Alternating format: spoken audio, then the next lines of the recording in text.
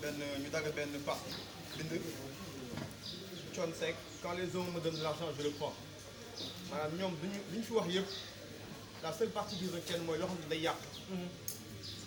Pendant 45 minutes de grandes personnes sont restées ici di wax pour defar. Ils sont comme ça. Ce que les sites retiennent c'est que Thione Seck nee na quand les hommes me donnent de l'argent je le prends. Une petite phrase léegi ku dugul ci affaire bi du xam li ñuy wax. dañuy joué ñi dañuy saaga ne waaw moom day dafa góor jigéen non alors c'est pas ça. ñu ngi fii toog ñu ngi fii ça reste non mais ça reste des journalistes.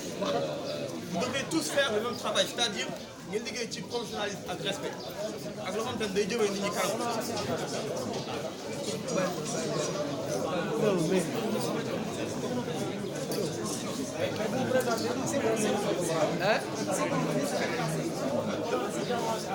waaw